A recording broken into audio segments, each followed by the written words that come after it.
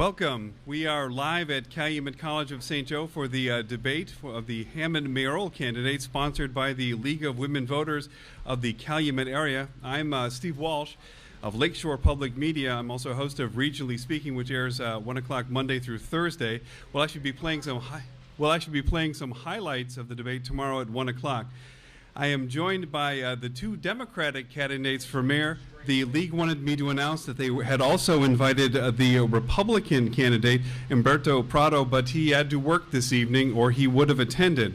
But on the stage, I am joined by the two Democratic candidates for mayor. Tom McDermott Jr. is seeking his fourth term as mayor. He's running against Democratic challenger 6th District Hammond City Councilman Homero Chico Hinojosa. And we're going to go over the rules here before we get started. Each candidate will have a 2-minute introduction. We will take questions from the audience. We ask you that you write them down, and a league member will pick them up, and they will be screened by the league panel, and we will try to get as many of these in as we can, and we'll try to phrase these in such a way that both candidates respond. If it's directed towards a single candidate, that candidate will have 2 minutes to respond, and the other candidate will have 30 seconds to respond if they desire. They're also allowed 30 seconds for rebuttal. All right, so here we go. We're going to get started here. They have drawn numbers from a hat, and in that order, we will start with Mr. Hinojosa with his opening remarks. Thank you. Thank you, everybody, for being here tonight. The primary does not change financial condition of Hammond. We are drowning in $97.1 million in debt, a river of no return. Our credit rating is so bad, McDermott's recent junk bond issue failed, the first such failure in Hammond's history. That bond issue was to borrow $36.5 million to pay a pressing debt, and then we repay $63 million over the term of the bonds. What do you call this? It's called mortgaging your children's future. How did it happen? How can we be $100 million in debt when Hammond has received $400 million in casino dollars during McDermott's reign? Easy.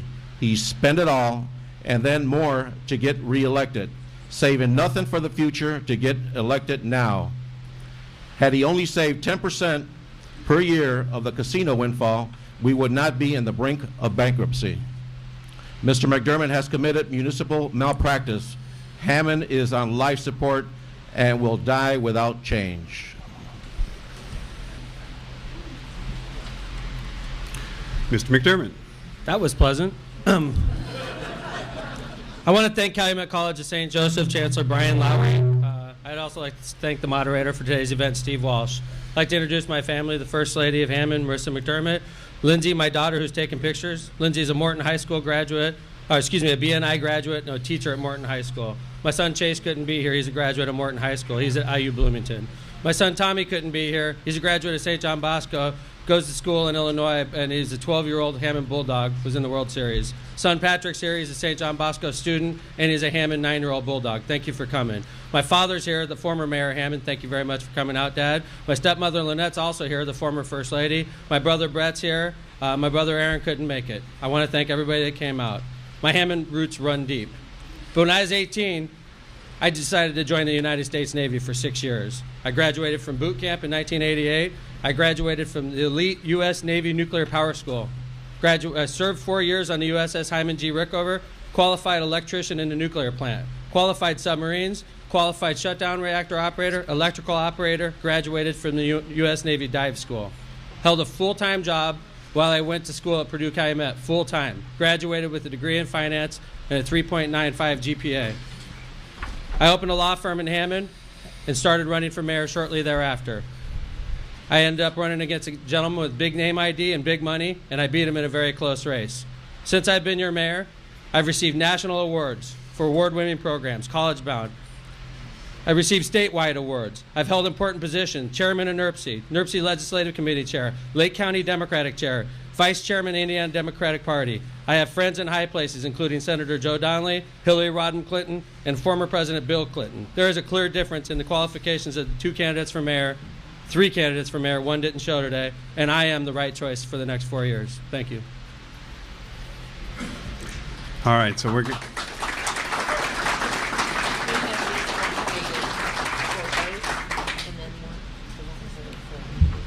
All right.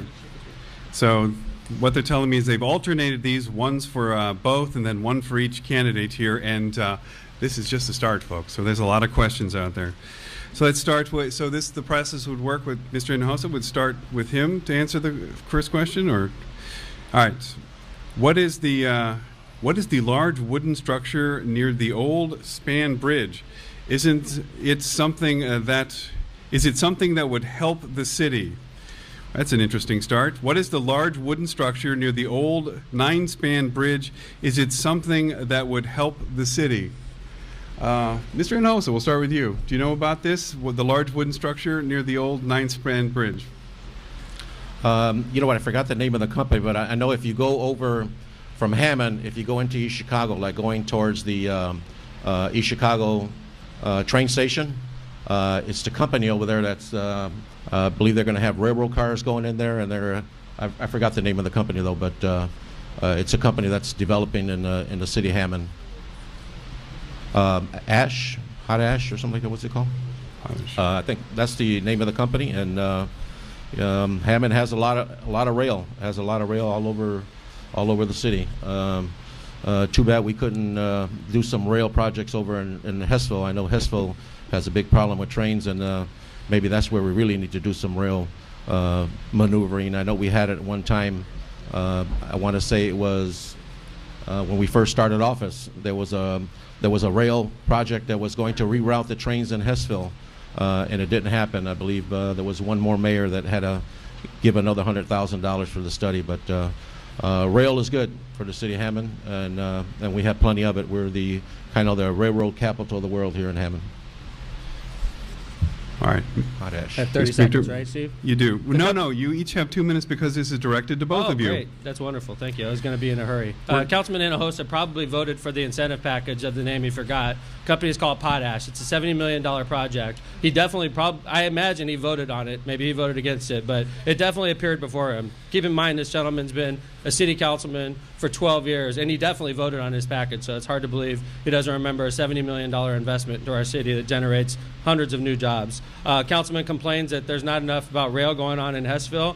Interestingly enough, just a couple weeks ago before the Redevelopment Commission, we announced a Throughport project, which is built on an old city dump site. Basically the old BioGreen. It's going to be turned into jobs and a rail repair facility. So I'm sorry that Councilman didn't remember the name of a $70 million project, and I'm really sorry he doesn't remember a huge multi-million-dollar project going on right in his backyard. Throughport, Councilman Hinojosa. All right, so these next couple, I'm looking through them, and now they've got a chance. And these are a little more generic here. We can start off by maybe broadening out. So as mayor, you'll be expected to manage a budget of $70 million, larger than many corporations are responsible for, or corporate CEOs are responsible for. What skill sets do you have to manage this type of budget? So what do you do? What skill set do you have to manage a $70 million city budget? We'll start with Mr. McDermott. Well, I have for the last 11 years. 650 employees, $70 million every year. Despite a $20 million, a 20% drop in revenue, we still have not laid off a single public safety officer, and crime is down 37% since 2011. But what skill set do I bring? Why did you hire me in the first place? I graduated with a degree in finance from Purdue University Calumet. I worked full-time and had a 3.95 GPA. Graduated with high honors. Worked full-time, keep in mind, while I did this. I was accepted to law school at the University of Notre Dame. Number 13, I think, in the country at the time I was accepted. I graduated, not top of my class. It was a whole different league. But when I got out, I came back home to Hammond, Indiana, one of the very few people going to a small town, with most people are going to New York and Chicago, passed the bar exam on the first try, opened a law office on Indianapolis Boulevard. My skill set's what got me elected in the first place, and I've done a great job since I've been elected. All right, I'm going to try to honor the question, this handwritten question, as best I can. I'm going to ask you, as mayor, you'll be expected to manage a budget of $70 million, larger than that which many corporate CEOs are responsible for. What skill sets do you have to manage this type of budget? Well, I've been the councilman now in my 12th year. I'm also a 40-year United Steelworkers of America Local 1010 member. I attended after high school. I attended 1 year at IU, and 3 years at Prairie State for a mechanical apprenticeship. But you know, these are some of my skills that I have. And I didn't get to graduate from college. I wish I would have. I came close to it, but sometimes you have the skills, but you have those skills, and what do you do with those skills? You put the city in debt by $100 million. Is that what you call skills? Bankrupting the city? This is where we're at. We're bankrupting the city of Hammond, Indiana. We went from a AAA rating. We went from AAA down to double B, triple B, and then when in December when they tried to get the $36.5 million, we went down. The city of Hammond went down to junk bond rating, and I know I've heard, oh well, we pulled it and it was a double B, a triple B, whatever it was. You know what? When it was in there, it's in the newspapers. It was a junk bond rating. This city of Hammond, Indiana, if you call this skills, if this is the skills that you brought to Hammond, Indiana, to bankrupt your future, your city, our city, this is where we're at right now. This is what the skills of this current mayor done, and he bankrupted the city of Hammond, Indiana. We're deeply in debt. That $100 million, you might as well add the other $63 million to it, and that equals what, about $160 million? $160 million in debt. You call that skills? Your education with the college you went to gave you these skills to bankrupt this city? This is not what Hammond, Indiana wants. Hammond does not want a bankrupt city. We want, look at the city of East Chicago. They had a $15 million debt. They're down to zero. They paid off their debt. Look at Hammond, Indiana. Can you just imagine how long it's going to take us to get out of debt? All right, so I'm going to go ahead and give a 30-second rebuttal if you want to take it, Mayor. Councilman pointed it out that he does not have the skill set to run a city this size. He does not have the education. He has never done anything like what he's asking you to approve him to do. He cannot do this job. If he gets in here, he will make huge mistakes, and it'll have ramifications on public safety. It'll have ramifications on services like the College Bound program, senior and disabled credit, these things that Hammond residents have come to rely on. His mistakes will cause ramifications. Would you like another 30 seconds, or do you want to move on to another question? It's entirely up to you. No, I'm good. Okay, because we've got plenty of time. There's two of you, so we should be, both parties should have an equal amount of time here to get their point across. All right, so this is actually, I guess, directed towards the mayor, but I think it probably should be directed equally to both candidates. And it's from a resident who says, many people are moving out of the city of Hammond because of the poor education and crime. What are you doing, or I suppose what would you do to get them back? And we'll start with Mr. Hinojosa then. Sure, I'll be glad to answer that.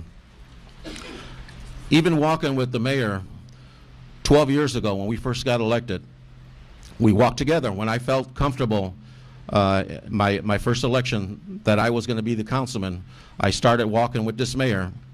And things have not changed in the past 12 years. College Bound, I support it 100%. It's good for the city. I would continue College Bound program, but I would do other things that we'll get into later, I'm sure. But why are the citizens of Hammond moving out? We're losing our diversity in the city of Hammond. Look at the numbers out there.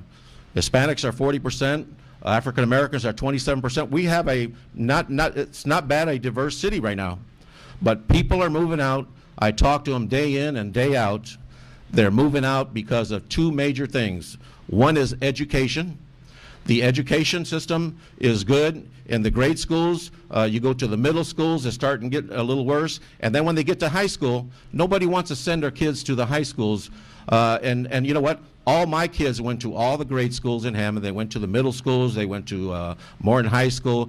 So now my grandkids are going through these same schools. They're going to the same schools, but I had a grandson that he had problems at Morton High School. They wanted him to join a gang, and he wouldn't do it. So they followed him to a park, and they went follow him to the park. They were going to beat him up, but unfortunately, my grandson is the one that beat the hell out of this gangbanger. The other reason is because of crime. Not only do they move out because of education in the high school, where I have a better plan to help out, it's crime. crime. Look what's going on in Hessville. Hessville in the past year, in 2014, has the biggest crime anywhere in the city of Hammond, and it's all over the place. There's people getting shot at, there's people getting mugged, and this thing about 37%, that the crime is down 37%, I don't believe it. There's some numbers in there being rigged in there. Thank you. All right, Mayor, same question. Too many people moving out of the city of Hammond because of poor education and crime. What are you doing to get them back? Facts are population in 1990, population in 2000, and population in 2010 was all around the same, 81,000 people. Councilman Hinojosa is beating up the Hammond school system right now. I'm very happy to report I received the endorsement from the Hammond Teachers Federation, Local 394. I have great support from the teachers. I've made over 300 classroom visits since I've been your mayor. Over 300 classroom visits. I constantly go to schools. I created a public school in Hammond called the Hammond Academy of Science and Technology. This school got rated a B by the state of Indiana. I created the Hammond's College Bound program. The College Bound program has kept the middle class in our city, stabilized our population. And like I said, keep in mind now, the Hammond schools, like the city of Hammond, have also lost revenue from the property tax caps and from the recession, and they're struggling as well. And I think they're doing a heck of a job, Councilman. I think it's a shame you're running for mayor and beating up the teachers and beating up the public school systems. You're going to start off on the right foot if you are very, very lucky enough to be elected.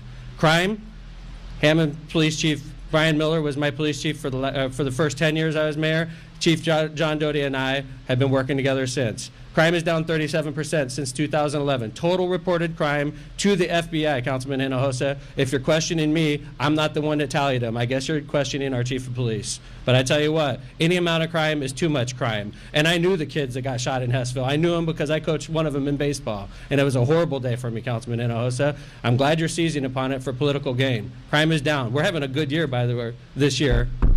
But you know what? That's not the kind of thing I could control. If there's a shooting in Hessville or in Robertsdale, it's not because the mayor did a bad job. It's because somebody has a gun and they're immature. If you become mayor, Councilman Hinojosa, there's still going to be shootings in Hessville, and there's still going to be shootings in Robertsdale, and you haven't done a single thing in your entire career in regards to police officers or police departments, other than protest against them. Yeah. All right. Okay. If we could please move on to the next question. And I've been told the league has whispered in my ear that we're going to give everybody 2 minutes, no rebuttals. I shouldn't vary the format. So, all right, this next question we'll start with the mayor, and this is for both. The National Guard was called to Baltimore today to respond to rioting. President Obama has stated that he will help pay for police body cameras for every police force. The city of Hammond has been proactive and has already ordered these body cameras. What else can be done, or what would you do?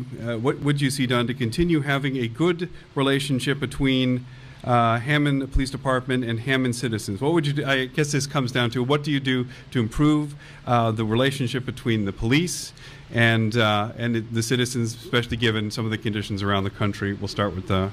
McDermott. Thank you. First off, I do want to start off, and what's going on in Baltimore is a shame. I know everybody's sad when they see that. I know I've met the mayor a couple of different times, and she's an excellent mayor, and I think she's doing an excellent job trying to quell that situation. Hammond had a similar type of situation in 2014, and quite frankly, there's people from the national media that wanted to see Hammond burn. They wanted to see Hammond riot. They wanted Hammond to act up, and our citizens stood up and said, enough of this. Enough is enough. A large part of our population was not happy with the situation, and I took a stand a lot of people did not agree with. I acknowledge that. But Hammond residents stood up and said, we're not going to be the next Ferguson. We're not going to be the next Baltimore. We're going to work together. And since that time, I've met with the ministers. I've met with the community, had a large public meeting, ordered body cameras, did more outreach, did more diverse hiring practices. We're doing everything we can to try to improve the situation between the community and the Hammond Police Department, because we don't want to become the next Baltimore. We don't want to become the next Ferguson. We were close and we prevailed. Hammond residents stood up and said, not here. It's not going to happen in Hammond. And I was proud of that, and I'm still proud of that.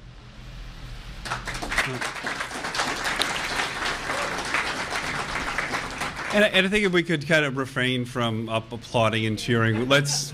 What we want to do is we want to hear from both candidates, and we want to give them a chance to go through this very long list of questions. So, Mr. Hinojosa, same question, and I'll go through it. The National Guard was called to Baltimore today to respond to rioting. President Obama has stated that he will help pay for police body cameras for every police force. The city of Hammond has been proactive and has already ordered these body cameras. What else can be done or should be done to continue having a good relationship with the Hammond Police Department and Hammond citizens? Well, it's unfortunate what's going on over in Baltimore, and nobody likes riots. That's something that the citizens of Hammond, churches, everybody will not tolerate riots. In fact, the city of Hammond had a peaceful march, and it was in front of City Hall. And me being the councilman, I guess I was told that I was supposed to be a police officer and control traffic and stop traffic, and that's not my job. I'm a councilman, and I'm a citizen of Hammond. But what it boils down to is that we need to work with our kids in our neighborhoods. What happened with that march in the city of Hammond? Nothing happened. It was a peaceful march. Nobody rioted. Nobody got run over. No windows were broken. I mean, there was people that set up the area and put signs on the trees. And I know that happened from the opposing party, but that was no good. But that's not working with the kids. What we need to do is we need to work with our kids in the schools. We need to work with the professors. We need to work with the superintendent of the schools. We need to work with the school board members. This is what we need to do. We need to educate our kids. Right now, the city of Hammond has a dropout rate that is I will not tolerate. I plan on working very closely with these schools, and if I have to take one high school at a time, and that's what I'm going to do. But we're going to make our schools better, so we don't have kids that are dropping out of school.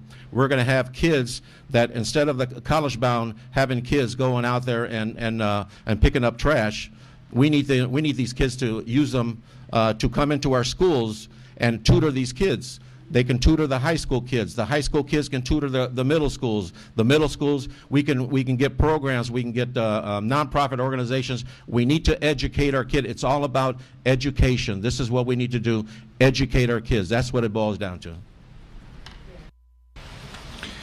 All right, thank you. So we're going to move on. I'm reading through some of these questions, and they're obviously coming from one side or the other, and so I'm going to try to make them as neutral as I can as I ask them. And this is about the College-Bound program. It talks about the number of kids that are high schoolers have gone to college through College-Bound. Right here at the end, I think this is good, and we'll start with Mr. Hinojosa. As mayor, how would you handle the College-Bound program during your term? Well, everybody knows that Chico Hinojosa, and I'm sure there's people out there that are going to tell other people, oh, Chico's going to get rid of the College-Bound program. Not so. I voted for the College-Bound program. All 9 councilmen voted for the College-Bound program. But I just told you a little bit ago, this is the difference, what I'm going to do. Instead of these College-Bound, these kids from College-Bound, instead of them going out there and they have to do community service and going out there, well, there's trash to pick up over by the highway, there's trash to pick up over by Klein Avenue. Instead of picking up trash, we need to utilize, these are college kids now. We need to use these college kids to do mentoring and tutoring in our high schools. Like I said, it's all about education. We need these kids from College-Bound to tutor our high school kids. There might be even some programs or some nonprofits that pay, where we can maybe even pay these kids from college to go out there and do some tutoring. I know when I went through school, we had mentoring programs, and we went to the schools and we got mentored, and we got paid. We need to. There's a lot of programs out there that will pay these students to go out from college to bring them into the high schools to do some tutorings. And then you can do the same thing with the high school kids. You can use them, and if you got nonprofit organization and you got money available, which we do, and we'll find ways to get that money. You take this money and you get the high school kids to go out there and tutor the kids, for example, from Scott Middle School. Scott Middle School, that's a school with a lot of danger in there. We definitely need some mentoring in there, but I am all pro education for our kids. We need to do everything possible to make our kids educated and be workforce ready to graduate from high school so they can go on to college. All right. Mr. McDermott, College Bound Fund, obviously created while you were mayor, but casino money has been on the decline. So how do you handle it going forward? What we did was we renewed the College Bound for 12 more years using a mixture of the water revenue that we created under this administration, up 800% in the last 4 years, and college revenues and the casino revenues. College Bound received a 2007 U.S. Conference of Mayors Program of the Year, recognized in Los Angeles by my peers from across the United States of America. Scott Middle School, Councilman Hinojosa claims is a dangerous school. I wholly disagree. I've been to Scott Middle School a number of times. I think the kids are excellent, the teachers are excellent, and they work real hard. Morton High School, I think it's a great school also. In fact, my daughter teaches there. She teaches remedial English. Graduated from IU, moved back to Hammond, now teaches at Morton High School. Councilman Hinojosa says the dropout rate I cannot tolerate. I'm going to grab one high school at a time, and I'm going to work with the school city and with the administrators. Just 5 minutes ago, he was beating the heck out of the school city and the administrators. If you were ever lucky enough to be elected to this office, I have a feeling there's going to be some damage done the way you're campaigning, Councilman Hinojosa. And this fantasy about us putting people on a chain gang when they're college bound is total fantasy. It's trash pickup. People work in the mayor's office, Councilman Hinojosa. They work in the controller's office. They work in the engineer's office. They work in the police station. They work in the fire station. I ask them every time, go to work where you think you best fit in. Go do what you think is best. And that's what they do. We don't put them in chain gangs. They're college students. For goodness sakes, Chico, stop lying.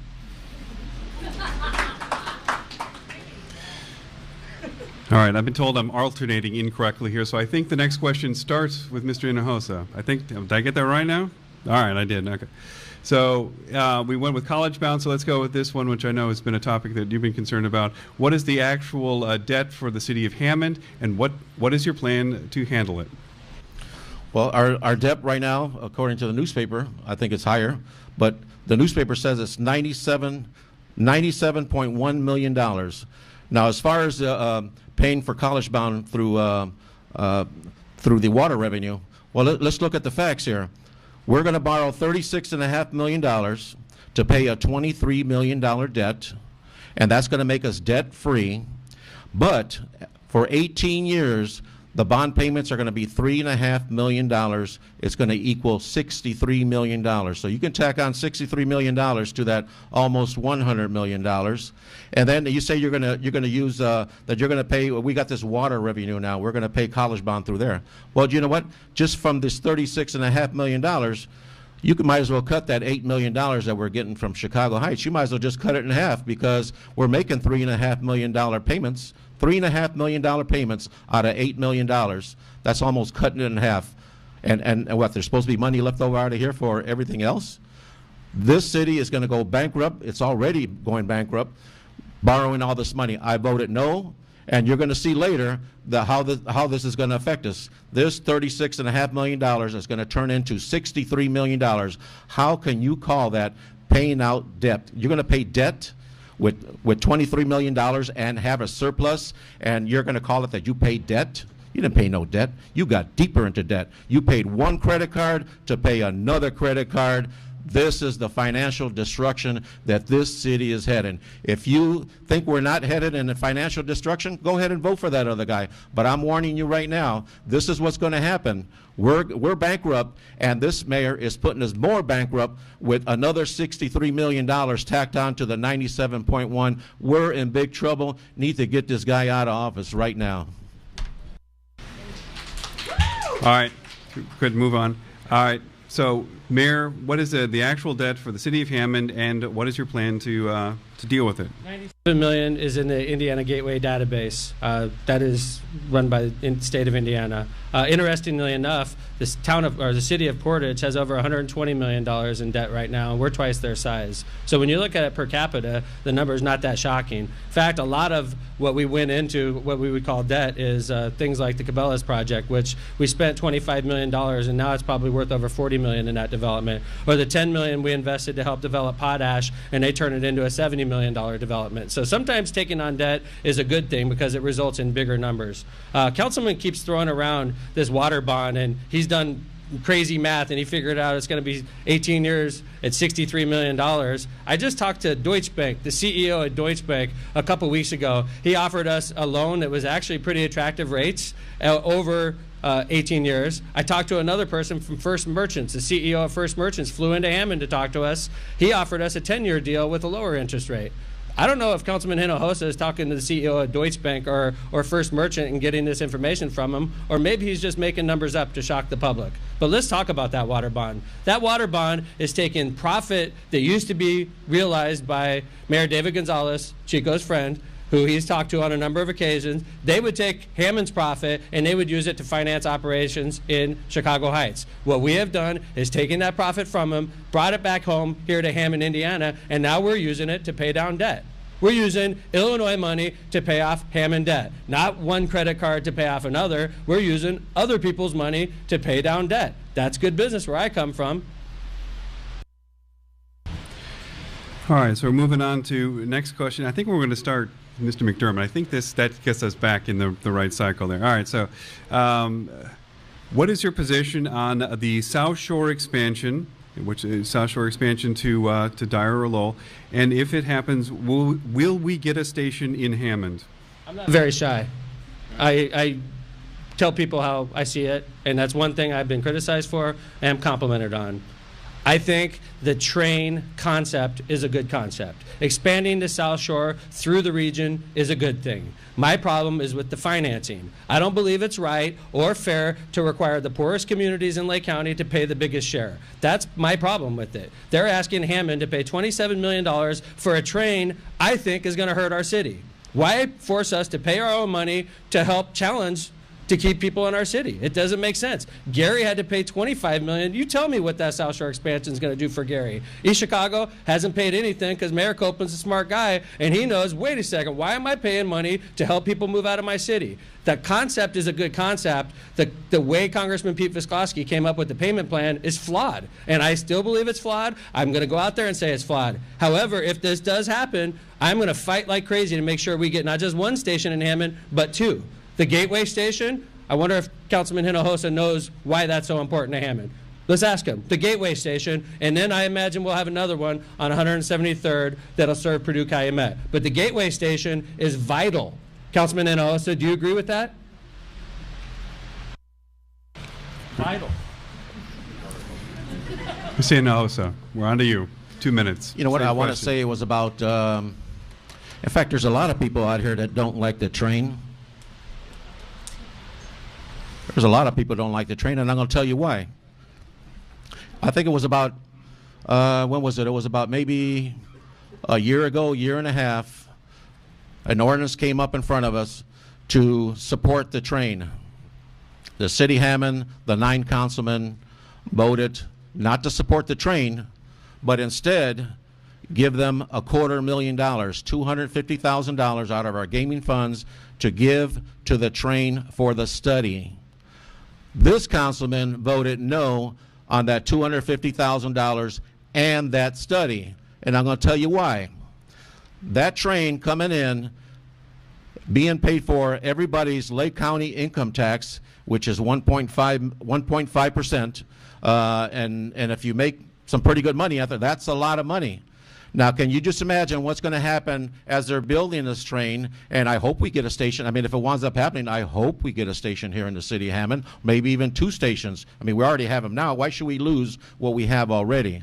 But my point is that we spent $250,000 on a study signed by the mayor, the ordinance signed by the mayor to give him $250,000.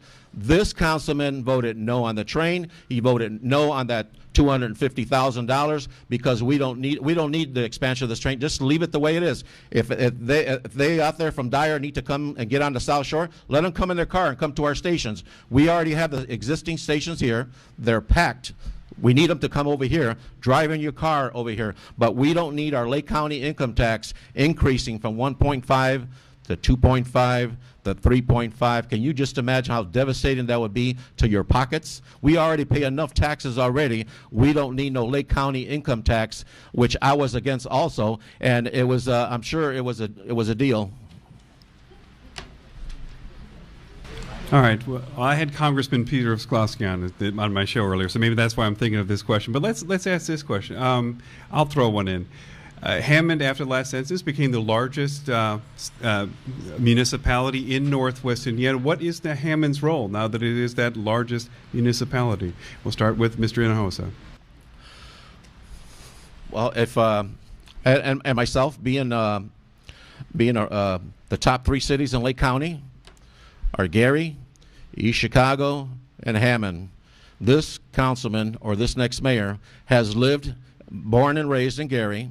I lived in East Chicago after me and my lovely wife got married 38 years ago. We lived in East Chicago for nine years, and then we've been in Hammond for the past 30 years. This is what we need. We need a mayor that knows all the cities, how to work together with all the cities of Lake County, and I'm going to be that mayor because I've lived in all 3 of these cities. So this is what we have to do. Mr. McDermott, same question. What is Hammond's role in the region as the largest city in the region? We represent the entire region, quite frankly, when you're the mayor of Hammond, because it is the largest city, and people looked to that mayor for leadership, and I provided that leadership. I took over the reins of the Lake County Democratic Party in 2009. I was reelected in 2013. It was a contested race in 2009. I was reelected in 2013 with no opposition. I quit a year later. I served 5 years, and that was enough for me. I have statewide recognition. I'm known for better or for worse by the governor, by the General Assembly. I'm known as a fighter, and I constantly fight for your city. You hired me, I fight for you. You're my client, the way I look at it. I'm your lawyer. I have friends in federal government. I am friends with U.S. Senator Joe Donnelly. We text each other. Hillary Rodham Clinton and I had dinner together. We had a famous drink together that was shown nationally. The President of the United States, former President Bill Clinton, knows me, recognized me in a speech in Indianapolis, called me by name and talked about me for about 30 seconds. That's how you show leadership. You get to know important people and you be a leader. The Gateway Station that Chico didn't answer last, if the Gateway Station doesn't happen and you want to get on a train in Dyer, let's say you want to go to Michigan City to shop, or you want to go to South Bend for a game, or you want to go to the Gary Airport, you'd have to get on a train in Dyer and go to Chicago to come back to Gary. It makes no sense. Councilman Hinojosa dodged that question. It's one of the most pertinent issues on the South Shore expansion. So pertinent that Congressman Pete Visclosky has acknowledged this has to happen, Mayor Tom. You're right. If you don't have somebody that's willing to stand up and fight for your city, this city is going to fall. And Councilman Hinojosa cannot do that. I do it. I've proven it to you. It hasn't been easy. We've lost 20% of our revenue, and I've still done this job the right way to do it. All right. So we'll go from regional. We'll go from regional all the way down to some what looks like a very local issue here. Housing revitalization. The Jacobs Square neighborhood is going through a new revitalization program, new housing, etc. Why did it stop? What are the plans to restore this neighborhood, the Jacobs Square neighborhood? And we'll start with the mayor. When I took over, that had a more derogatory name. That neighborhood was one of the most violent neighborhoods in the city of Hammond, and we began an aggressive crackdown on code, an aggressive crackdown on demolitions. In fact, since I've been your mayor, we've demolished over 500 homes in the city of Hammond. A lot of them took place in Jacobs Square. Very proud to say, I'm looking around for him right now. He's usually got a camera following me around. Jake Jacobs is the gentleman that grew up in that neighborhood, and it's named for him. It's a great neighborhood. It's a quiet neighborhood. It is not one of the high crime areas anymore. It is challenged. There's a lot of challenges in that neighborhood, but I tell you what, because of aggressive code, aggressive police work, and aggressive demolitions, we've made that neighborhood safe. When I took over as mayor, it was easily one of the most violent neighborhoods in the city of Hammond. All right. Councilman Hinojosa, the question was housing revitalization. Jacob Square neighborhood was going through a new revitalization program, new housing, etc. Why did it stop? And what are the plans to restore this neighborhood? Well, to restore this neighborhood, I think, in my opinion, I know we've seemed like every year, I think it is, we destroy like 200 homes, or we shut down 200 apartments per year. And these are apartments that have been there for the past 30 years. There's a lot of people that I talk to that talk to me and tell me, you know what, I invested in the city of Hammond. I invested and I bought this building that had 3 apartment buildings. And now I have to get rid of the 2 apartment buildings, and I got to go down to one apartment. So one level, one house. So then when they cut this, it's costing these residents like $20,000, $30,000 to fix this home up. to where it was before, probably 30 years ago. And this is going on all over the city of Hammond. I went to a street today, and there was 5 residents that I talked to, and each one of them, their houses are all being cut up, and it's costing them tens of thousands of dollars. As far as that Jacob Square area, it's close to City Hall, but don't forget it's close to City Hall. It's also close to Calumet Avenue. Look at Calumet Avenue. Kentucky Fried Chicken is closed. Look at the Burger King that used to be there. Burger King is closed. It was a Maxwell Sweeney's. That is closed. How are you going to rebuild something that where everything is closed? Everything is it's almost like downtown Hammond, where you got 18 abandoned buildings. It's all these businesses are all closed. I, as mayor, plan on visiting a lot of these small restaurants. I'm not going to go to restaurants where you eat in a silver platter. I'm going to go to the small ma and pa restaurants, even if it was a Kentucky Fried Chicken right down the street from City Hall, even if it was a Burger King right down the street from City Hall. What's wrong with taking your clients? You know what? Go meet me at the Kentucky Fried Chicken. Go meet me at the Burger King. No, it's closed. All right. So we'll now, Councilman Hinojosa, we'll start with you with this question. The EPA is mandating millions in upgrades to our sanitary district with a lot of thrust on our, will cause a lot of problems for our municipal budget. How would you deal with the EPA and I guess with these upgrades? That's something I don't have a lot of experience into the sanitary district. But I, as mayor, of course, will hire the right advisors, consultants, people that are going to work on my staff, that are going to know everything about the sanitary district. And most of the time, it's going to be the workers that work in there. Instead of hiring people right off the street, tell, hey, I got a job for you. I'm going to put you in a sanitary district. Don't know nothing about the sanitary district. There's plenty of people out there in the sanitary district that know plenty about it.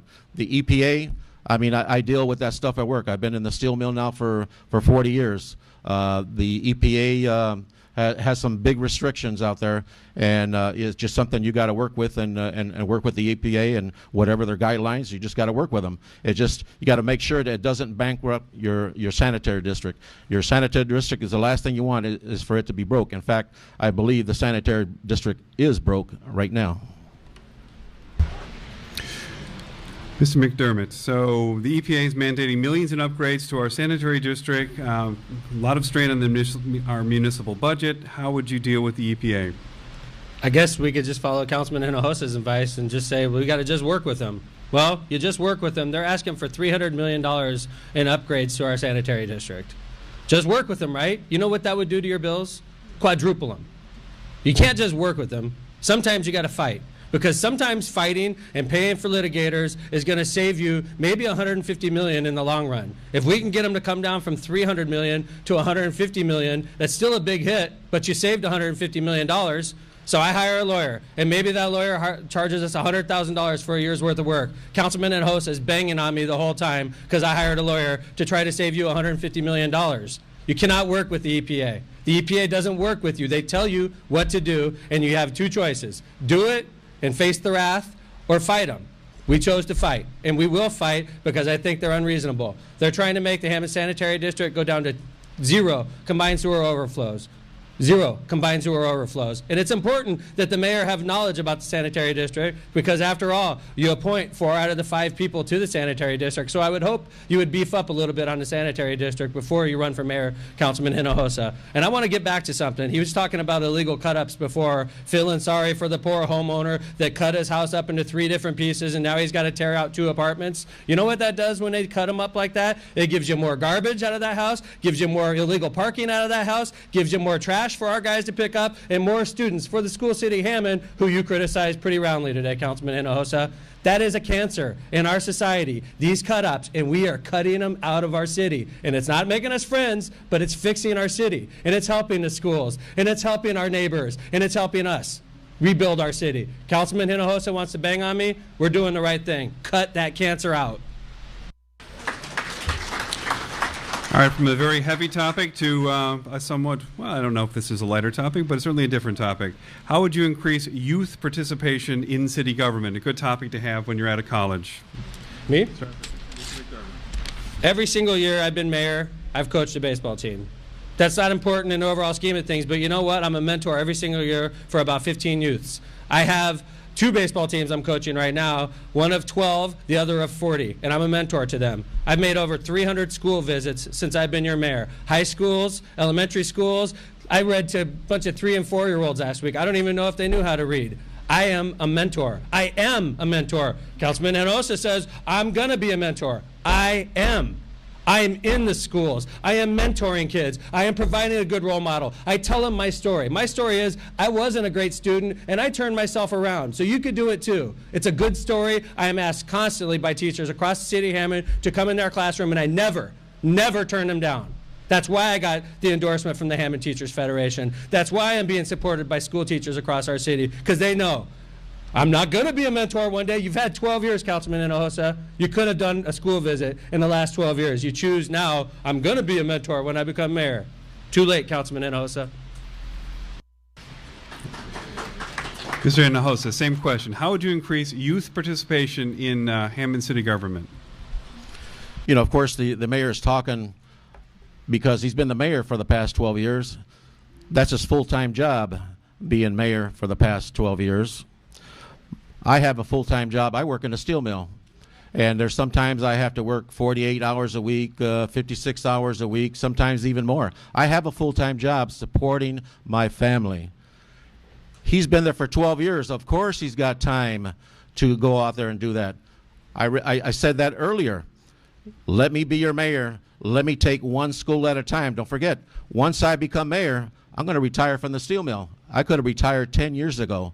I'm going to retire with 41, 42 years. That's my pension. I already have my pension. But when I get out of the mill and I become your mayor, I'm going to have youth participation too. He done it for 12 years as mayor, full-time mayor. I'm not the full-time mayor right now. I'm supporting my family. Every councilman out here has another job besides being the councilman. They have other jobs. Do they have full-time to go out there and go out to the schools and or how about something else? How about going out there and getting a gang member out of the gang? Has the mayor ever done that? I've done that to quite a few gang members. I've gotten gang members out of the gang. I've talked to them. I've mentored them. I've got them out of the gang. I've had gang members that had tattoos on them and got them to take off their tattoos. There's programs out there that'll help you for free to take these tattoos off. I'm going to work with the youth out there in better ways. Now I'm working with the kids that are gang members now. I'm getting them out of the gang. This is how we're going to better Hammond. This is how we're going to better them buying houses in Hammond and not moving out, because I'm telling you, they're still moving out. People are still moving out of Hammond, and it's because of the gangs and the crime that we have. All right, so we've gotten several questions about the Festival of the Lakes. I'm going to try to summarize them down into one question that works for both candidates. So starting with Mr. Hinojosa, what is the total entertainment budget at Festivals of the Lake, and what are your priorities when it comes to entertainment in the city budget? Of course, when it comes to entertainment, I know I've talked about it before. I was a successful DJ for 12 years, but the mayor's going to make fun of it. But you know what? There's probably people out there in the audience that I probably did your wedding or I did your daughter's 15-year-old party. But no, the mayor's going to make fun of something like that. Now, as far as entertainment and the Festival of Lakes, we need a festival that's going to make money. This festival, as long as the mayor has been mayor, I haven't heard of one year that he made money.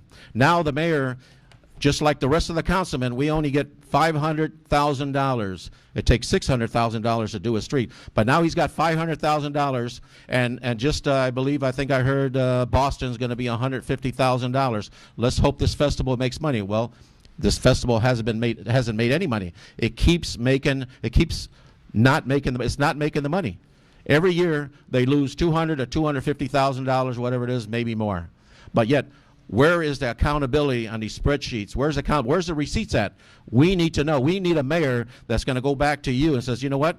This festival made, even if it made $20,000, it made $20,000. It didn't lose $200,000 to $300,000. And I'm going to do that as mayor. I'm going to prove that the Festival of the Lakes can make money. by showing a positive, and I'm going to keep the receipts. So if they want to see the receipts, none of these receipts where the city controller is going to say, "Oh well, I shredded them, I threw them away, I don't have them." Tell the Board of Accounts, the State Board of Accounts, we don't have the receipts, we threw them away. You know what? I'm going to save all the receipts. I'm going to have a honest government, and I'm going to be an honest mayor in the city of Hammond, and you can go back to me and says, "Hey, Chico, you said your festival only made $20,000 or made $150,000. I want to see the receipts." I'll show you the receipts. Can this mayor and this city controller in the past and present show these receipts? No. I have another question. All right. I support the Festival of the Lakes. That's why we started it. We had over 100,000 people come to the Festival of the Lakes last year. Festival of the Lakes is not there to milk you for money. Our purpose is to break even. Some years we're a little closer. Some years we're not. Some years it's 100 degrees out there and people don't show up. You can't control the weather. I support the Festival of the Lakes, and I continue to support it. If I get reelected, I will continue to support it. Councilman Hinojosa talks a lot about, I only got $500,000 to do streets this year in Hessville. For you Hessville people out there, we added up how much Councilman Hinojosa has received in casino gaming money since he's been your councilman. And I'm going to tell you what he didn't do. I did Hessville Little League. I did Hessville Soccer Complex. I did Dowling Park, Hessville Babe Ruth. I did Oxbow Landing. I did Dowling Park without any support from Councilman Hinojosa. All those improvements in Hessville were done through the mayor's office, through the help of the city council, taking money off the top. Councilman Hinojosa has had $27 million since he's been councilman. What has he done with $27 million in Hessville? Not counting the projects I just mentioned, because he didn't participate in them. You want accountability? What the heck have you done with $27 million in Hessville? All those projects that Hessville people think you did were done by the administration. What have you done with $27 million, Councilman Hinojosa? Where's your accountability? And stop questioning the city controller and stop throwing innuendos out there about the Festival of the Lakes and people are stealing money. It's insulting. It's insulting, Councilman Hinojosa, to the city controller. It's insulting to me as mayor. I served my country. I've been a good mayor. I don't appreciate you insinuating that there's money stealing going on, because if there was, I'd have been caught, and I'd probably be serving time like all the other people that have been caught doing bad things. So thank you very much. All right, another topic here. What is the solution to the lack of bus transportation in the city of Hammond? Start with Mr. McDermott. In 2011, the state of Indiana created the Regional Development Authority, and at the same time they created the Regional Bus Authority. They take $3.5 million from the city of Hammond every year for the RDA. When that was passed, they said the RDA is going to be there to provide funding for buses, Mayor McDermott. You're going to put your $3.5 million into RDA, and part of that is going to go to fund the RBA so that there could be regional busing. We were approached by the RBA. Governor Daniels at the time, his agency, said, "Mayor, would you give us $1.8 million over 2 years. If you do this, it'll get us through the next 2 years, and the RBA will be up and running with a permanent funding source." And we did. We gave them $1.8 million. We gave them all of our buses, gave it to them, gave them the contracts, the employees. They took it from us. They ran it for 2 years into the ground. We still pay $3.5 million a year into the RDA. The RDA right now could establish a regional bus service and fund it right now. They choose not to. So Councilman Hinojosa has made a lot of promise that I'm going to make the deficit better in Hammond, plus I'm going to start the buses again. That's going to be a couple $1 million every year. Plus I'm going to bring back the health department, which is being provided for through the county government right now. So he's proposing to make government leaner, and I'm also going to bring back busing. I'm also going to bring back the health department. Councilman Hinojosa is making promises he cannot afford to keep. He will say anything right now to get your vote. All right, well, the question was, what is the solution to the lack of bus transportation in Hammond? The lack of buses in the city of Hammond is something major with seniors, especially with seniors. Getting rid of the buses is a big factor to the agenda, to the lifestyle of seniors. You go to those senior buildings that I've been to, in and out of a lot of them, and the seniors they're not very happy about getting rid of the buses. Buses in your city is a major accomplishment, a major thing to have in your city to bring economic development. When a major company is going to come to your city and open up a major city, they're going to look at to see, well, how's the crime? How's the education? Are they workforce ready? Do they have a transportation system? No, they don't have a City of Hammond does not have a transportation system. Yes, it would cost millions to bring the buses back. The mayor got rid of the buses. I voted no. The mayor got rid of the buses, not me. But yet, like I said, it's going to cost millions to bring the buses. If you go out there and go buy buses and start a transportation system, yes, the mayor's right. It's going to cost millions. But you know what? I'm already talking to a couple companies, local companies, where we already looked at a couple routes. What would it cost to bring these routes with your bus services, your buses? We don't have to pay for the buses. What would it cost to bring these buses into the city of Hammond and expand our routes into more areas of the city of Hammond? You know what that figure was? $75,000. So where does the mayor get millions of dollars? Yeah, and it can be $75,000, and it can grow into something where, okay, for double that, $150,000, you can wind up, you don't have to buy your bus system. You can use the existing bus systems that are out there in our local areas and bring them to the city of Hammond so they can expand the routes over here in the city of Hammond. Not millions of dollars. The mayor's scaring you into Chico Hinojosa being your next mayor. But you know what? I have the figures here. I've already talked to people already.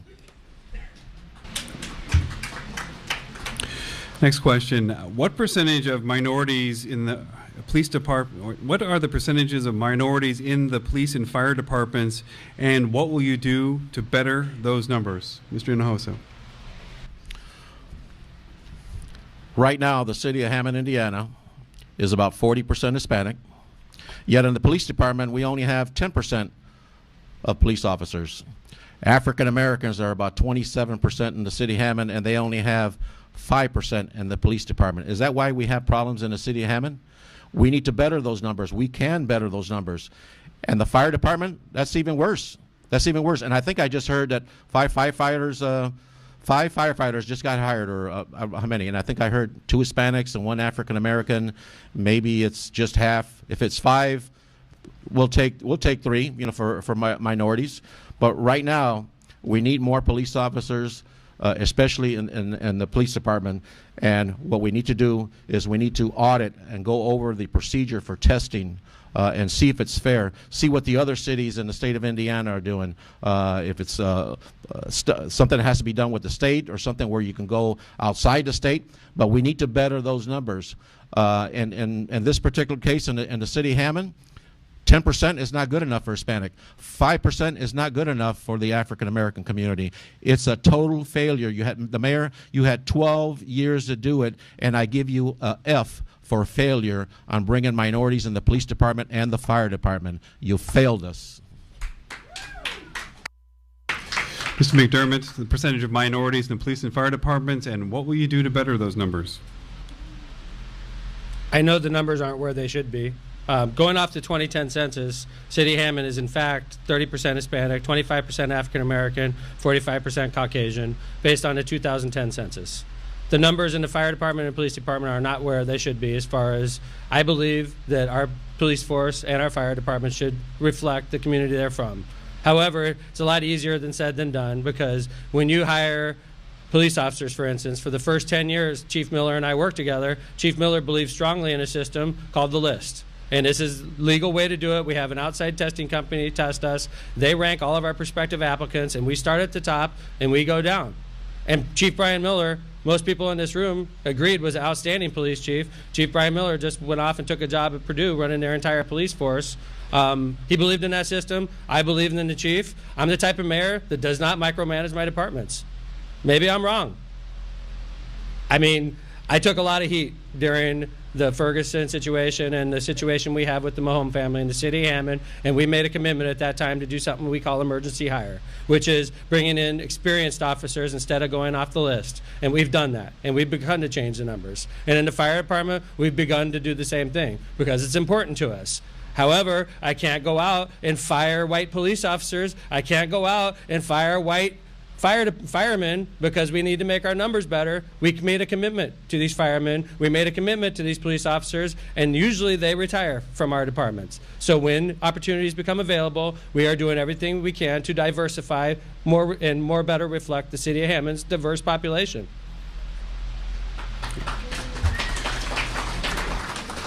There's several different questions related to the sale of water. So let's just sort of summarize those as what is your plan for, what will be the future plans for the sale of water in the city of Hammond, and what costs might those incur over the next several years? It's too bad the councilman didn't get this question first, because he's going to take cues off my answer. But the fact is we took a situation where the city of Hammond was making less than $1 million a year in water revenue sales to Illinois communities, and I did something that was tough. I dug in for you, the residents of Hammond, and I got sued in federal court.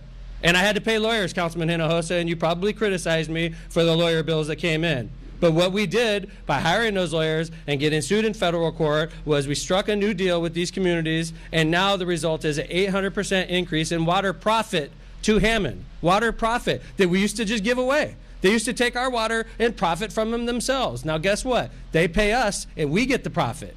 That's smart business. I don't want to give too much away because he's literally going to use my answer against me, because he doesn't know what he's talking about. He went over and talked to Mayor David Gonzalez. Councilman Hinojosa and David have this plan. We're going to lower the water rates for you, Chicago Heights, so that Mayor David Gonzalez will allow us to expand our footprint further into Illinois. Guess what that does? It gives Chicago Heights a great deal because we'd have no additional capacity, Councilman Hinojosa. So your little deal with David Gonzalez was fantasy land. Even if you lower the rates for Chicago Heights residents, all you're doing is taking our profit and lowering it. And David Gonzalez can't sell an extra gallon of water because we're maxed out on our footprint, because until we do something with our plant, make it more efficient, or build a second filtration plant, which is something that I think we should talk about, we can't make any more revenue in Illinois. Councilman Hinojosa doesn't realize that. He goes over and talks to his buddy David Gonzalez, and they say, yeah, let's lower the rates here, and I'll allow you to sell to Country Club Hills. We can't do it, Councilman Hinojosa. We're maxed out on our footprint and our capacity of the plant. All right, the question is, what is going to be the future role of the sale of water for the city of Hammond, and what expenses might the city incur or expect to incur over the next several years? Well, first of all, the $8 million, and I'm sure it'll be climbing, the $8 million that we get already, you might as well subtract $3.5 million, because $36.5 million, we're going to have to pay bond payments for $3.5 million, so that's gone up. We only got $4.5 million left. Now, I want to come out to the real good stuff, is what the mayor just said right now about me and the Mayor Gonzalez. The only time I talked to Mayor Gonzalez was to find out about the junk bond rating, and that is it. And what he just said right now about me working deals and working with David Gonzalez, I've only talked to him one time, and that was about the junk bond rating, and he sent me that stuff that I put in my Facebook about the junk bond. That's where I got that from. Have I talked to him ever since that? No. You know what? Mayor, me and you need to go on the Maury Povich show. You need to put a Bible on top of the desk, and you need to swear that this happened. Because I'll swear because I'm a practicing Catholic. I'll swear on that Bible. I'll take a lie detector on the Maury Povich show or anywhere you want that I did not do that. You're putting words in my mouth, so you're putting words in the citizens of Hammond. You're putting words in there, and you know what, Mayor? You're the liar. You're lying. I know you are, and I know. You know what? And I think you have. No, I better not say that. But I wonder what other kind of deals are you making? I mean, are you doing? How about the local cities in the city of Hammond? Munster, Dyer, Griffith. Everybody we sell what? Are they paying the same rate as everybody else, or we're making deals out there? Well, I'll get you a rate. You know, hey, Griffith's paying 59 cents. We'll give it to you for 27 cents. Is that what's going on in deals? Can you show us? We need to find out from these other cities what rate are you paying? Are you making deals? This administration is all about deals and making deals. And you know what? And that figure that he made, that he says, oh, about hiring a lawyer, I'll hire a lawyer for $100,000. You know what? I'll hire different lawyers, and it'll be for $50,000 instead of $100,000, and we'll save money. Well, we're not doing well. No, are we still doing a 30-second rebuttals? We are not. The league is saying no. So the water rates charged in Indiana community. All right, so we're gonna have to move on because unfortunately that's the rules. But hopefully we'll have time during the rest of the debate for people to have all of their opinions out here. So let's go. We'll start with Councilman Hinojosa. Perceptions or realities. What do you think? What would you do to combat homelessness and mental illness? And they say in downtown Hammond, but let's open that up in the city of Hammond. Okay, can you repeat the question? Is this about downtown Hammond? All right, so it says perceptions or realities. What would you do to combat homelessness and indigence and the mentally ill? And it says downtown Hammond, though you don't have to stick with downtown Hammond in your answer. Okay. As far as the homeless and the mentally ill, especially the homeless, I mean, once you're downtown Hammond, you can see the homeless out there. There's a lot of homeless people out there, and I see them every day. I pass by there every day now that my headquarters is downtown, and I see it. I see it for myself. There's a lot of homeless people out there. They need a shelter, but everybody, don't put it in my district. Don't put it in my district. Is downtown right now. But you talk about downtown where there's 18 abandoned buildings. Right now, downtown Hammond is the boulevard of empty buildings. But those homeless people need somewhere to stay. There's churches that'll give them a meal. They'll give them a meal, and we need to continue that. We need to make sure that the homeless have somewhere to sleep, somewhere where they're not going to freeze during the winter, where they're going to be able to have a bed at nighttime. And if anything, we need to take some of these homeless people and maybe educate them. Get them an education so they can get out of being homeless. A lot of those homeless people are veterans. They're veterans out there that we need to take care of our veterans. We need to take care of these homeless people, find out why they're homeless. Go out there and look into them. Thank you. All right. So, Mr. Mc... I got 2 minutes. You've got 2 minutes. Perceptions or realities. What do you do to combat homelessness, mental illness? It says downtown Hammond, but you can say anywhere in the city. I could answer the question Chico asked me about water and homelessness in the same 2-minute period, okay? The H2O rates, the water rates charged to Indiana communities, the councilman sought innuendo out there like we're making special deals. Councilman Hinojosa, I imagine you probably know this. I know ordinances appeared before you. You probably voted on. That's set by the Indiana Utility Regulatory Commission and monitored very closely by the IURC. Councilman Hinojosa also said after the debt payment is, assuming his numbers are correct, after the debt payment of $3.5 million is made, there's only going to be $4.5 million left. It was $1 million when I took over as your mayor. We created that revenue stream, and we're using it to pay off debt. I think it's funny he's arguing about a revenue stream that didn't exist when he took over as councilman. We created it, okay? Homelessness is a very divisive issue. We give hundreds of thousands of dollars every single year towards homelessness through CDBG, through federal homeless funds. We have a soup kitchen in downtown Hammond. We also have homeless shelters in downtown Hammond. I know the First Baptist Church runs one as well. Councilman Hinojosa is right about one thing, that it is a divisive issue, and most people don't want homeless shelters in their district. And I take offense when he calls downtown Hammond the boulevard of empty buildings. I know that we have a lot of great businesses. I know Raimundo Garcia and Cara Maravilla are working very hard to open a brand new restaurant downtown. We just spent around $10 million opening a Haas charter school that educates 600 kids every day in downtown Hammond. So calling it the boulevard of empty buildings is pretty harsh, Councilman, but there is going to be one more empty building on May 6th, and that's your campaign headquarters, Councilman. So. All right, next question. So, and we'll start with Mr. McDermott. How do you intend to remove gangs from our city, including, how do you remove gangs from our city? That'll be the question. Councilman Hinojosa would lead you to believe that once you elect him, magically gangs are going to disappear. And if that was the case, why wouldn't the Hammond Police Department have done that years ago? We spend $25 million a year in the Hammond Police Department. The Hammond Police Department has 211 police officers and a large, very active gang unit that works real hard to rid our city of gangs. It is a war. Every single day, we're going to be fighting this war, and crime stats are heading in the right direction. Councilman Hinojosa wants you to believe that there's a shooting in Hessville, the mayor sucks. If I was mayor, that shooting would not have happened. That is just fantasy land.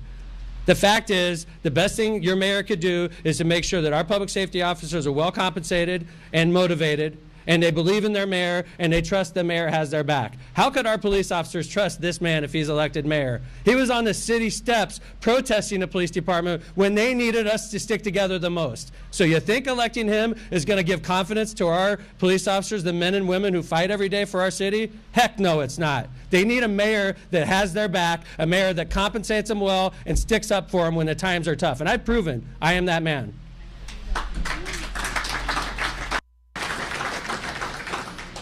Mr. Hinojosa, the question is, how do you intend to remove gangs from our city? Well, you know what? The gangs, they start out in the schools. I was talking about this is where we need to focus on education, and we need to focus on where these kids are in the gangs. We had a police officer in the city of Hammond. I was told this by at least 7 or 8 people. We had a police officer that was in charge of the gang unit in the city of Hammond. The city of Hammond spent $50,000 to educate this guy on gangs. He was a professional. He was the best for gangs. But because of politics, they took him out of the gang unit, and they took him out. They wasted $50,000 on this guy's education. In fact, I'm the only councilman that's ever been to a gang convention. And it's not really a gang convention where you're going to see a bunch of gang members. These are police officers. These are mentors. These are people out there that work at the jails to make sure when these kids get out of jail, they do not go back into the gang. This is the type of stuff that we need to do besides going to Las Vegas and go party out there paid for by the city of Hammond. We need to send people to a convention like I did, and it's every year in the city of Chicago. I wish I had more time, and I'm going to have more time when I become mayor to go to that gang convention, because this is how you work and combat gangs. The other thing, 2011, and of course the mayor don't like this one. He got rid of it. In 2011, I put up $150,000 from my casino funds in my district because I knew the gangs were building up. They were building up. Out of that $150,000, the police department, and I applaud the police department, they produced 21 SWAT raids in my district. 21 SWAT raids. Nobody's ever done that in their district, let alone the city of Hammond. And this is some of the stuff we need to do. If we can't educate them and get them to drop out of the gang, then you know what? Then you go after the gang and you put them in jail. And how you do that? You need to do surveillance, like I did with this $150,000, and they produced 21 SWAT raids. What did this Hammond City Council do the next year in 2012? They did an ordinance to abandon it. All right. This next question is a little more general here, but what do you believe are the important qualities of life issues that make the city a better place for families and seniors? How do you make the city a better place for family and seniors? Mr. Hinojosa. Quality of life for seniors. Well, it starts off by you go visit these seniors. I've been to just about all the Hammond elderly buildings. I've been to all of them. I know what they go through. These elderly people are suffering. Some of them don't even have any family. I had the same situation with my mom. I had the same thing, but I took care of her as long as I could. I changed her diaper. Sure, she used to change my diaper. I was changing her diaper. I took care of my mom as long as I could. But when I went to these senior buildings, I seen for myself what it is, and it reminded me of taking care of my mom all the way to the end until I couldn't do it no more. And she passed away last year in 2014. But this is something that the only way to do this is you have to go to the senior buildings to improve the quality of life. You need to go visit them. You need to see what is it that they need, what are their concerns, and what are their concerns when we go see them. Number one, the buses. They got rid of the buses in the city of Hammond. I voted no. They got rid of the health department. The health department used to go over to their elderly buildings and go out there and take care of their needs and their quality of life. They used to go over there and take care of them. They used to send a nurse. If you needed shots, flu shots, they used to go over there. We had that health department. Shots were free. Shots were free. Now you got to go to Lake County. You can't even get a bus to go to Lake County. Now they have to rely on people like us out there to go out there and visit these people. Well, you know what? If nobody can take you here from the building, I'll volunteer to go take you. This is what we got to do. We have to go visit these seniors so they can see, so we can see what is their problems. And like I said, and the two biggest problems is they don't have no buses to go to the county, and they don't have no health department. And shame, like I said, I voted to keep the health department and the buses. Now, of course, it's going to cost millions to bring those buses back, but For $75,000 to $150,000, we can improve some big routes coming in from other bus systems coming to the city of Hammond. That's how you improve the quality of life. All right, Ms. McDermott, what do you believe are the important quality of life issues that make a better place for families and seniors? Thank you for the question. I want to respond to Councilman Hinojosa said, I gave $150,000 to the Hammond Police Department, and it produced 21 SWAT raids.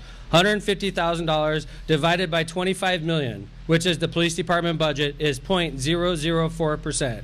He wants you to believe that 0.004% created all these SWAT raids because Chico gave $150,000. It is such a minuscule part of the budget, it's not even worth mentioning. Sort of embarrassing. Quality of life. We created the senior and disabled tax credit and committed to it despite a lot of pressure from Councilman Hinojosa every single year. $500 towards the senior and disabled to help them pay for their property taxes. College-bound scholarship. Hundreds of homes and families participate.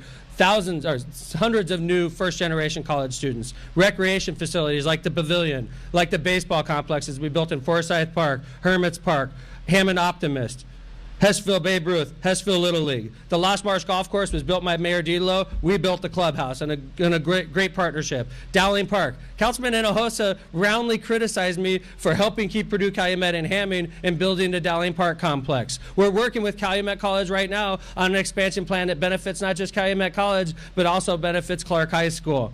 The bike trail connections and the bridges to other communities. New York Avenue and Indianapolis Boulevard, connecting our bike trails to Whiting. Little Cal Bridge that goes over to Munster. The Monon, 4 miles of bike trails, brand new reopened. The bridge at Monon and 165th. The bridge at Erie Lackawanna and 167th. The fact is, these are all quality of life issues. People want to know, if I live in your city, is my home going to appreciate and value? Can I do stuff with my kids on the weekend? Is it a nice place to live? Quality of life has been a huge part of my administration. And by the way, I also go to the senior homes. I've done it to all the senior complexes and the homes, not just in election year, Councilman Hinojosa. I do it every single year. All right.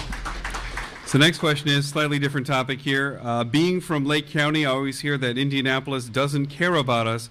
How, as mayor, can you help make sure that Hammond gets its fair share from the state? It's sort of like working with the EPA. You know, they don't like us. The current government doesn't really like us. The current government is hardcore right, hardcore Republican, and they look at us and we're on the opposite end of the spectrum. The fact is, when they make a decision and it negatively impacts our city, like the Klein Avenue Bridge, for instance, you want your mayor to stand up and do the right thing. And I did. When they shut down the Klein Avenue Bridge, it severely impacted our city. Still does to this day. 30,000 cars a day that used to go over the Klein Avenue Bridge now drive through our neighborhoods. They drive down New York Avenue. Semis go down 129th, places where they're not supposed to. You want your mayor to stand up and fight when it's time to stand up and fight. And that's why I've used for the last 2 campaigns, the boxing glove is my logo. Because if Hammond is not getting a fair deal, there's one thing that you've learned about me since I've been your mayor, is I will fight. I will do what's right for you. I know if we're getting a good deal, and I know when we're not getting a good deal, and I fight for you. All right, Mr. Hinojosa, being from Lake County, I always hear that Indianapolis doesn't care about us. How, as mayor, can you help make sure that Hammond gets its fair share from the state? Okay. Before I get to that, I want to just continue real quick. What happened after those? Those SWAT raids in 2011? The gangs build up in 2012. The gangs build up. Their narcotics in Hessville build up in 2012, 2013, 2014. 2014 was the worst year Hessville ever had as far as gangs, shootings, and it's just out of control. But we'll get back to that later. As far as Lake County, like I said, the cities of Gary, East Chicago, and Hammond need to work together.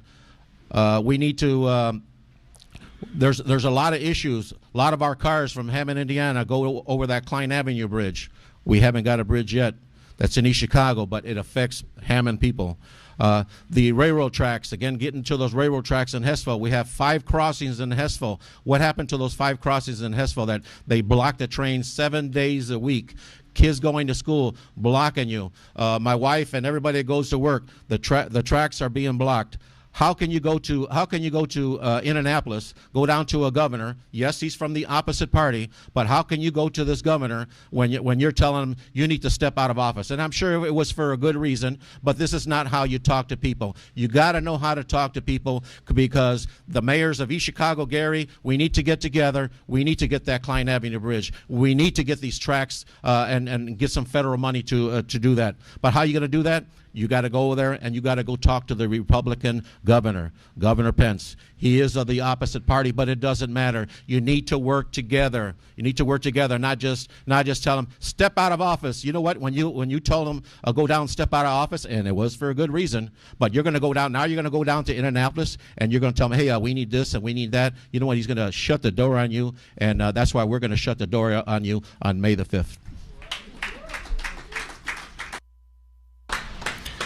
So we're going to turn now to casino money here. Horseshoe Hammond brought in about $34.5 million in 2014. That's down from a peak in 2009 of $41 million. How does the city react to the decline in casino revenue? Mr. Hinojosa. Well, I can remember when we had the highest amount from the casino funds. Each district used to have $2.7 million.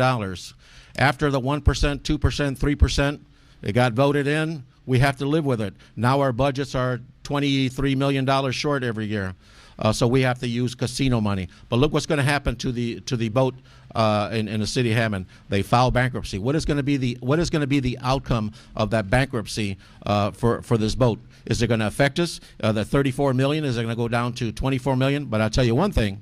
The city of Chicago is definitely looking, the legislators in Chicago are definitely looking for more casinos in Illinois. And one of those casinos, you can guarantee, if they're going to approve 5 casinos in Illinois, they're going to approve a casino in downtown Hammond. And that's going to get a casino in downtown Hammond, and it's going to affect our $34 million.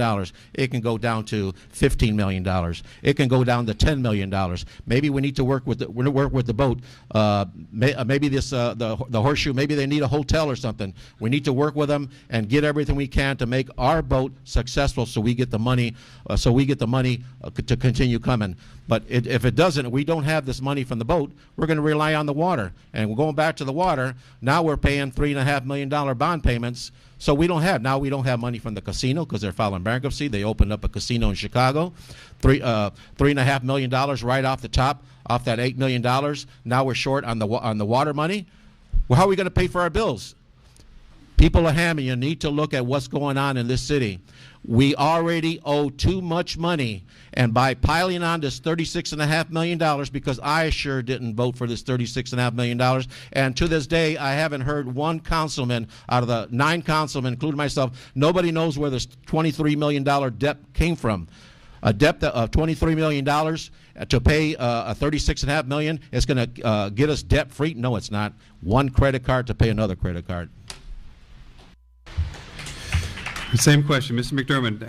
Horseshoe Casino brought in $34.5 million in 2014, down from $41 million in 2009. How does the city handle the decline in casino revenue? Chico voted for the 2015 budget with $36 million of water revenue plus casino revenue included in it. Hotel at Horseshoe Casino, great idea, Chico. We never thought of that one. It's not really our decision. It's up to Caesars Entertainment. Mayor Emanuel and I know each other very well. I've met him on a number of occasions. We have a common mutual good friend, U.S. Senator Joe Donnelly. Every time Mayor Emanuel sees Mayor McDermott, he messes with me, but he's not really messing with me. He says, how you guys doing with all of my gamblers in your casino boats?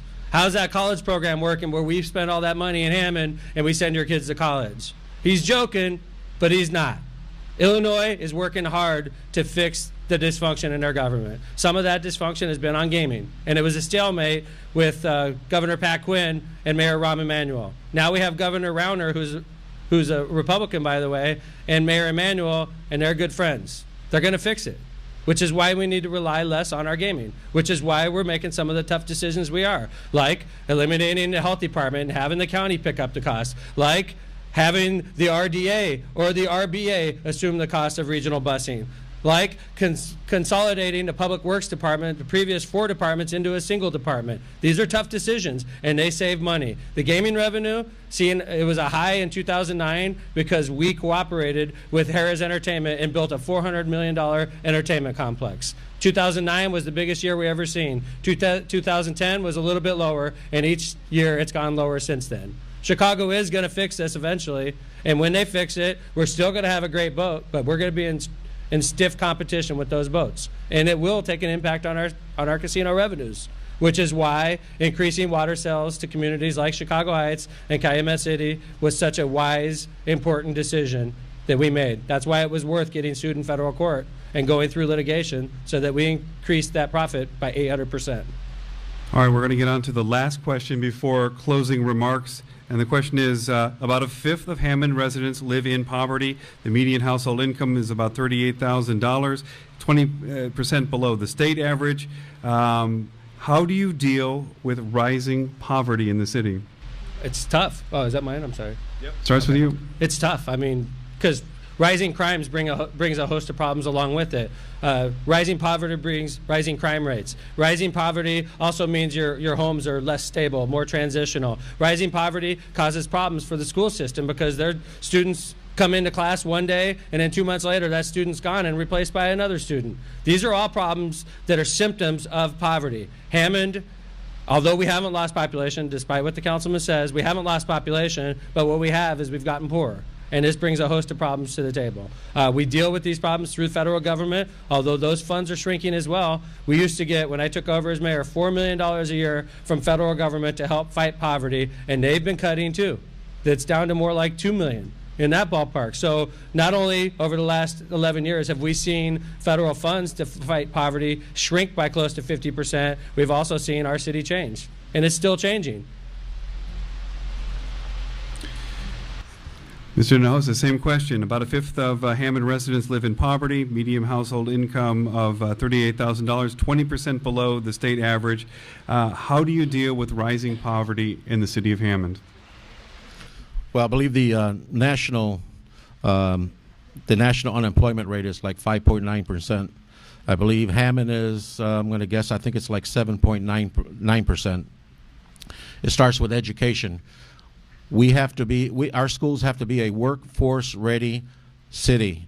We have to come out of these schools and we got to get these kids ready. We have to educate them so they get the good paying jobs. Not all the jobs that they get have to be in the city of Hammond. They need to go elsewhere. Yes, we have a lot of poverty. We have a lot of poor people in the city of Hammond making under $38,000. $38,000, then you subtract their taxes. They're not living on very much. And then you wonder why, of course, they get a food assistance from the schools, and it's even worse in the schools. They go to the schools, and there's a lot of kids in the poverty level. There's probably some of these schools probably have 70-80% on the programs to get free lunch. We have a lot of poverty in the city of Hammond, and it all goes to where we need to concentrate on, and that is education. We need to educate our kids to a level where when they get out of school, they're going to be workforce ready, going out there, not just, like I said, getting the jobs in Hammond, going out there to Chicago, going out to the Illinois suburbs, going south of Hammond and the surrounding areas over here. There's a lot of jobs that we need to educate our workforce and get them ready so that 1/5 can get better in the city of Hammond. All right, we're now going to go into closing remarks. Again, before the debate started, they picked numbers, and so in that order, Tom McDermott gets the first closing remarks. Thank you, Steve. And I want to thank everybody for coming out tonight to hear this debate. It's your decision next Tuesday. You have 3 people to choose from. One person didn't show up tonight. The other person, I feel, has been untruthful and inconsistent. Untruthful. Just a few weeks ago, before the Times publisher and editors, Councilman Hinojosa said, we spent $20 million over the last 2 years in consultants and attorneys, and I literally laughed out loud. Just yesterday, in a Post-Tribune article, he amended that number down to $10 million. We've checked. Over the last 2 years, it's closer to $2 million. Inconsistent. Says he's a supporter of the police, then he protests against the police on City Hall steps. Says he's a supporter of more union jobs, criticizes every incentive package and every capital improvement that resulted in union jobs. says he's going to audit the city finances if he becomes mayor. He has been a councilman for 12 years and voted on 12 city budgets, and he's going to audit the finances? It's your job to know the finances right now, councilman. Says he's going to get our city on the right fiscal path and is promising millions of dollars of new giveaways if he ever becomes mayor. Why is he all over the place? Because he'll say anything he can to get your vote. The fact is, I've had the right priorities since the day I walked in office. Not laid off a single police officer since I've been your mayor. Crime is down 37% over the last 4 years. Creative, creating new revenue streams from Chicago Heights and Calumet City. Compassionate, the $500 senior and disabled credit that we've committed to. Proactive, the college-bound scholarship. Quality of life, I've already mentioned that. In 2014, assessed value in the city of Hammond is up by $163 million. The tax rate is down by 8%. Crime is down, unemployment is down, and Hammond kids more than ever are going to college. Things are moving in the right direction. Am I satisfied? Am I resting on my accomplishments? No. But I have been endorsed by the following organizations. I've been endorsed by the Hammond Fire Department. I've been endorsed by the Hammond Teachers, Northwest Indiana Building Trades, and the AFL-CIO of Northwest Indiana. Go out next week and vote for Tom McDermott for continued improvements in your city. Thank you very much. All right. Mr. Hinojosa. Mr. Hinojosa, please. If we could get to all of the closing remarks. Mr. Hinojosa. Thank you. First of all, thank you to everybody in attendance. I'd like to thank the League of Women Voters for a critical part of this democratic process.